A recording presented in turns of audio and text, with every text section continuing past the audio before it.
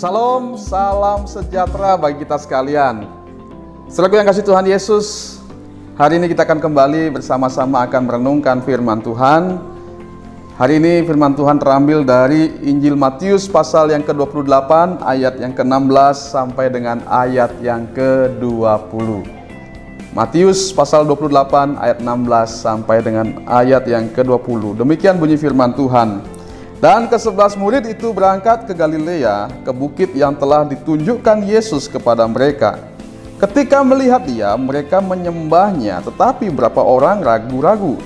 Yesus mendekati mereka dan berkata, "Kepadaku telah diberikan segala kuasa di sorga dan di bumi. Karena itu pergilah, jadikanlah semua bangsa muridku, dan baptislah mereka dalam nama Bapa dan Anak dan Roh Kudus. Dan ajarlah mereka melakukan segala sesuatu yang telah kuperintahkan kepadamu. Dan ketahuilah, aku menyertai kamu senantiasa sampai kepada akhir zaman."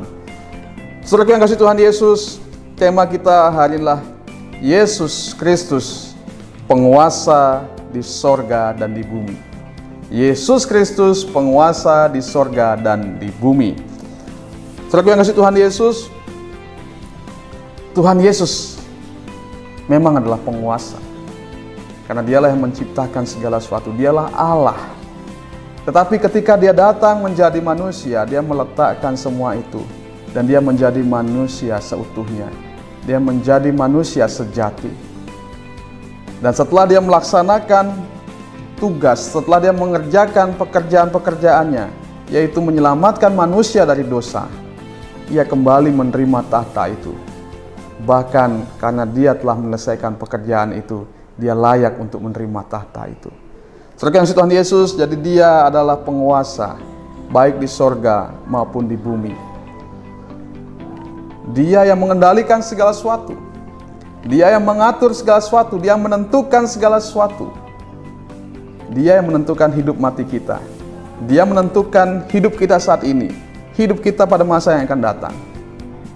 Karena itu, saudara yang Tuhan Yesus, penting kita belajar bagaimana harus bersikap di hadapan Raja di atas segala raja, Tuhan di atas segala Tuhan. Ketika saudara dan saya bertemu dengan seorang pejabat, tentu kita akan menaruh hormat. Tentu kita akan berlaku baik di hadapannya. Karena Dia adalah penguasa di daerah di mana kita tinggal. Ya.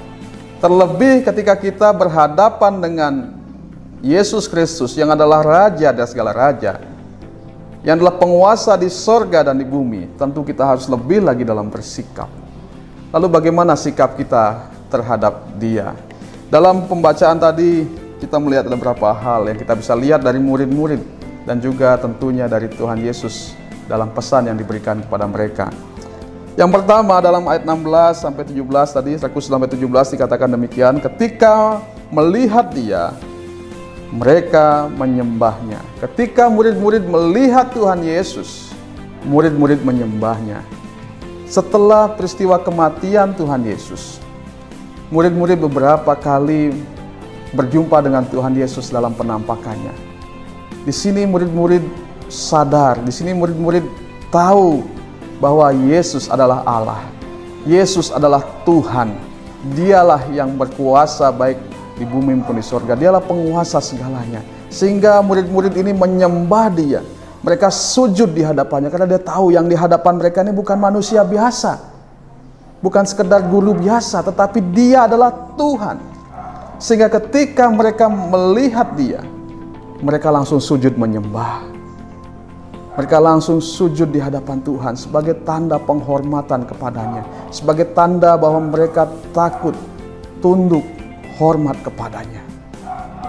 Saudara yang Tuhan Yesus, saat ini kita sebagai orang percaya, ketika kita berbicara tentang Tuhan Yesus sebagai penguasa di sorga dan di bumi, sebagai penguasa atas hidup kita, bagaimana kita harus bersikap? Yang pertama, kita harus menyembah Dia. Penyembahan adalah tanda kita menghormati Dia, tanda kita mengakui kebesarannya, bahwa Dia yang berkuasa berdaulat atas kehidupan kita. Kalau kita tahu bahwa Dia mengendalikan hidup kita, seharusnya lah kita menghormati Dia. Karena Dialah yang akan menentukan kehidupan kita, baik sekarang ini maupun pada masa yang akan datang. Karena saudara yang Tuhan Yesus, marilah kita menjadi pribadi-pribadi yang menyembah Tuhan dalam kehidupan kita. Menyembah bukan saja berbicara tentang tekuk, lutut yang ditekuk, tetapi berbicara tentang hati yang ditekuk. Berbicara tentang kerendahan hati di hadapan Tuhan. Mengakui kebesaran Tuhan, mengakui keagungan Tuhan, mengakui kedaulatan Tuhan atas kehidupan kita. Sehingga kita tidak sembarangan di hadapan Dia. Sehingga kita tidak sekedar saja dalam mengikut Dia, semau-maunya dalam mengikut Dia, tapi benar-benar kita menyembah Dia, benar-benar hidup kita berikan untuk mengagungkan namanya. Kita akan merendahkan diri kita di hadapannya karena kita tahu bahwa Dialah Raja di atas segala raja. Dialah yang berkuasa baik di sorga maupun di bumi ini. Dan ini harus terwujud dalam kehidupan kita tentunya dan setiap hari. Ini akan terwujud dalam penyembahan kita pada Tuhan. Ini akan terwujud dalam ibadah-ibadah kita, dalam doa-doa kita, dalam pelajaran-pelajaran firman kita, dalam ketaatan-ketaatan kita kepada Tuhan. Seseorang yang menghormati Tuhan akan terlihat dari bagaimana sikapnya dalam hubungan dengan Tuhan. Kalau kita menghormati Tuhan sebagai Raja dari segala raja, tentu kita harus hormat dan tunduk di hadapannya, dengan melakukan segala sesuatu dengan tulus ikhlas di hadapannya. Kita beribadah dengan ikhlas, beribadah dengan sungguh-sungguh, tidak sembarangan. Karena kita bukan menghadap orang biasa, tapi kita menghadap Raja dari segala raja. Ketika kita berdoa dengan sungguh-sungguh, karena kita sedang menghadap Raja dari segala raja. Ketika kita memuji dengan sungguh-sungguh, karena kita menghadap Raja dari segala raja. Dan ketika kita bersikap, kita bertindak sesuai dengan kehendak-Nya, karena kita sedang berhadapan dengan Raja di atas segala raja. Karena saudaraku yang kasih Tuhan Yesus, mari kita jadikan hidup kita sebagai penyembahan pada Tuhan. Mari kita nyatakan penyembahan kita dengan sikap kita setiap hari, lewat pikiran kita, perkataan kita, dan perbuatan kita, sehingga kita layak untuk berdiri di hadapannya. Ketika kita ada di hadapan tahta pengadilannya, kita layak menerima pengampunannya, kita layak menerima belas kasihannya, karena memang kita menyembah Dia sepanjang hidup kita. Jangan kita menyombongkan diri di hadapannya, jangan kita merendahkan Dia, tapi marilah kita yang merendahkan hati kita, karena Dialah Raja di atas segala raja. Dialah yang mempunyai semua ini, Dialah yang menciptakannya. Bahkan Dia juga yang telah menebus dari segala dosa-dosa kita. Karena itu patutlah kita menekuk hati kita, merendahkan diri di hadapannya sebagai penguasa yang sejati, sebagai penguasa di atas segala-galanya. Yang kedua, bagaimana sikap kita ketika kita berhadapan dengan Tuhan atau berbicara tentang Tuhan sebagai penguasa di sorga dan di bumi. Yang kedua, dalam ayat yang ke-17 juga dikatakan, tetapi beberapa orang ragu-ragu. Nah, di sini kita melihat ada keraguan-raguan, tetapi kemudian Tuhan Yesus mendekati orang-orang ini, sehingga mereka yakin bahwa itulah Tuhan. Memang kita tidak bisa mempercayai segala sesuatu dengan langsung.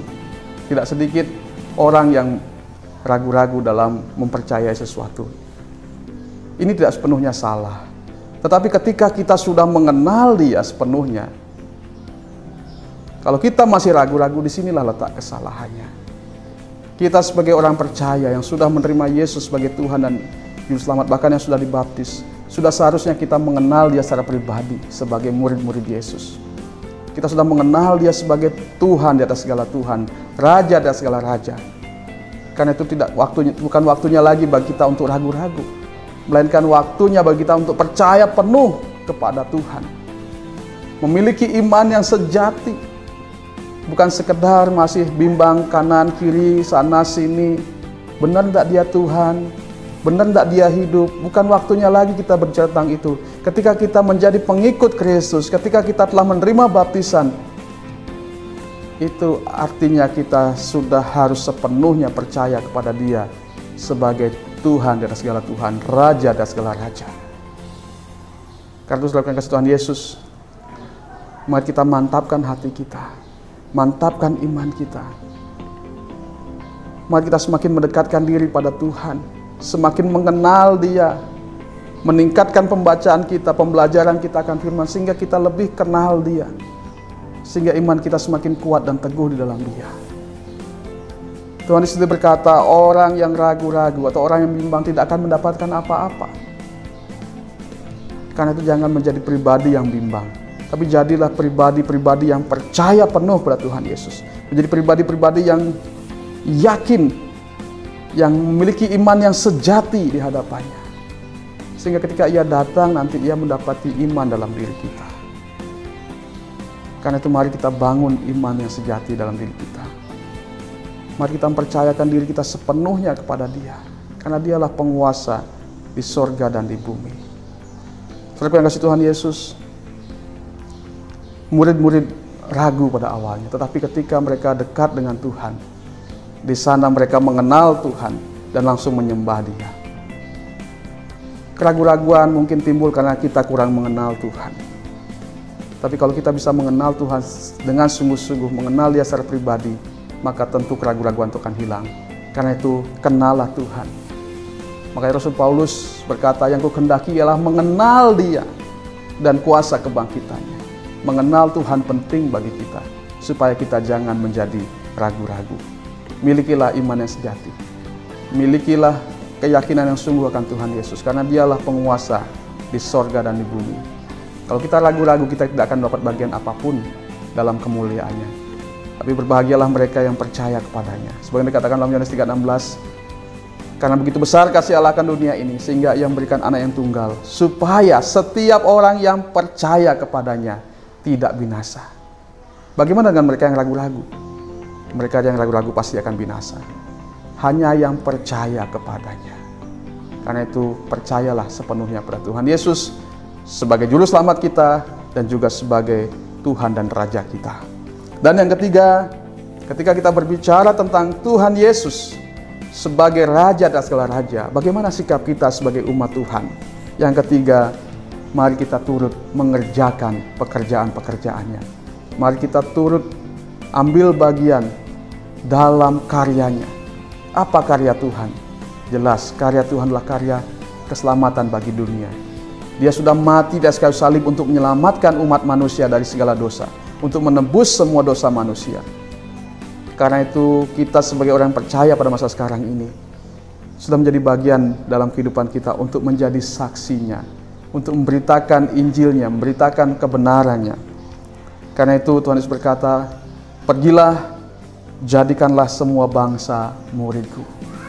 Tugas kita adalah menjadikan semua bangsa murid Tuhan.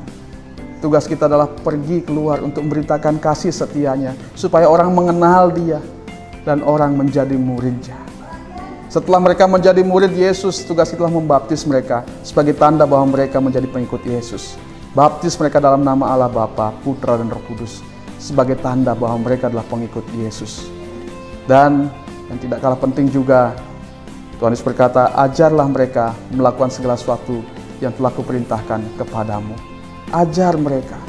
Orang-orang yang baru mengenal Tuhan harus menerima pengajaran supaya iman mereka kuat, supaya jangan mereka ragu-ragu. Karena itu mereka harus menerima pengajaran-pengajaran. Tugas kita juga mengajar mereka. Kita yang sudah menerima kebenaran-kebenaran firman Tuhan, marilah kita membuka mulut kita untuk mengajar, membagikan firman, membagikan kebenaran-kebenaran kepada mereka yang baru percaya.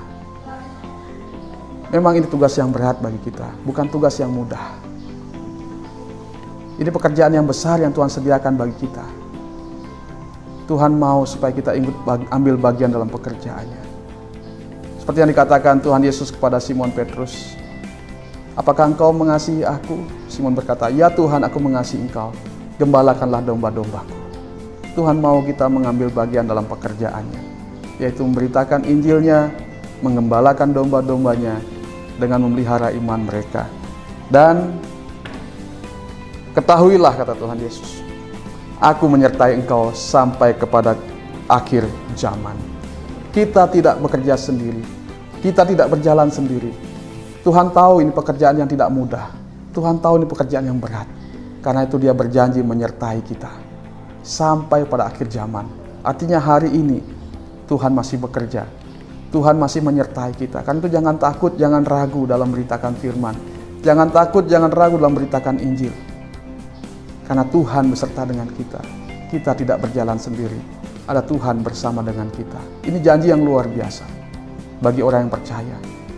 Mungkin kita merasa saya tidak mampu, saya lemah. Tapi kalau Tuhan yang menolong kita, kalau Tuhan yang menyertai kita, hal-hal besar pasti akan terjadi dalam pelayanan-pelayanan kita. Tetapi yang Tuhan Yesus, Dia adalah Raja dari segala Raja. Karena itu mari kita menyembah Dia. Mari kita menghormati Dia. Mari kita mempercaya Dia dengan sepenuhnya. Dan mari kita ambil bagian dalam pekerjaan-pekerjaannya. Karena Dialah yang berkuasa atas segala sesuatu. Suatu saat Dia akan datang kembali untuk menjemput saleh-salehnya. Jika kita sudah melakukan kebenaran-kebenaran ini, maka kita pun akan bersama-sama dengan Dia dalam kemuliaannya. Jangan ragu-ragu. 5 gadis yang bodoh karena ragu-ragu, mereka tidak masuk ke dalam kemuliaan. Mereka tidak masuk dalam kebahagiaan karena mereka ragu-ragu. Apa bukti mereka ragu-ragu? Mereka hanya membawa pelita saja tapi tidak membawa minyak. Itu artinya mereka setengah-setengah. Beda dengan gadis-gadis yang bijaksana. Mereka membawa pelita dan juga membawa minyak. Itu artinya mereka percaya penuh kepada firman Tuhan. Percaya penuh pada janji Tuhan. Marilah kita menjadi pribadi-pribadi yang bijaksana. Yang memiliki iman yang sejati pada Tuhan. Bukan setengah-setengah. Kiranya firman ini boleh menguatkan kita. Mari kita bangkit. Bangkitkan iman kita, bangkitkan percayaan kita. Tanda-tanda akhir zaman semakin jelas. Tanda-tanda kedatangannya semakin jelas. Karena itu mari kita semakin bersemangat untuk mengikut Dia, untuk menyembah Dia, untuk melayani Dia, dan untuk ambil bagian dalam pekerjaan-pekerjaannya. Kiranya firman ini menjadi berkat bagi kita semua. Tuhan Yesus memberkati kita sekalian mulai saat ini sampai Tuhan Yesus datang. Amin.